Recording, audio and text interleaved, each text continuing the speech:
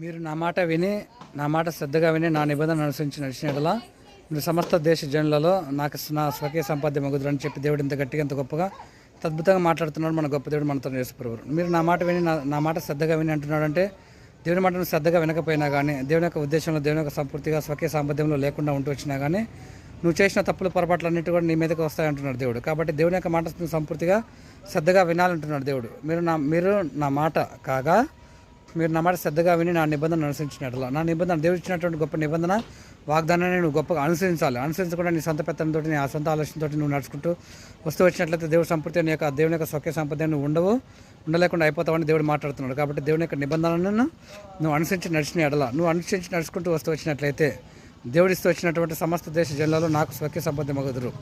సమస్త దేశ జిల్లాలందరిలో కూడా నేను దేవుడికి గొప్ప నువ్వు స్వకీయ సంపద్యంగా చేస్తానంటున్నాడు దేవుడు.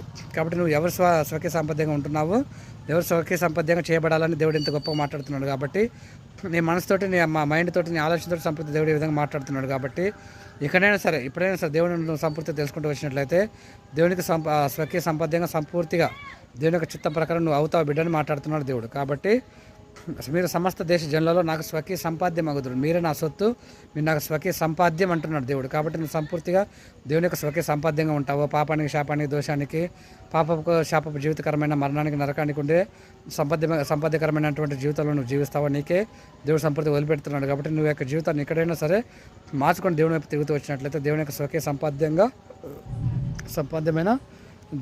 బిడ్డలుగా సంపాద్యమైన జనంగా సంపాద్యమైన స్వకీయ సంపాద్యంగా దేవుడు గొప్ప నిన్ను జనంగా చేస్తానని ఇంత గట్టి మాట్లాడితే ఇంత గొప్పగా స్వకీయ సంపాద్యం అగుదురు అని చెప్పి దేవుడిని గట్టి మాట్లాడుతూ గొప్ప స్వకీయ సంపాద్యంగా చేస్తూ వచ్చింది గట్టిగా దేవుడు బిడ్డగా చేస్తా అంటున్నాడు. గొప్పగా మాట్లాడుతూ గొప్ప ప్రేమిస్తున్నాడు మన గొప్ప దేవుడు మన తండ్రి యేసుప్రభువు.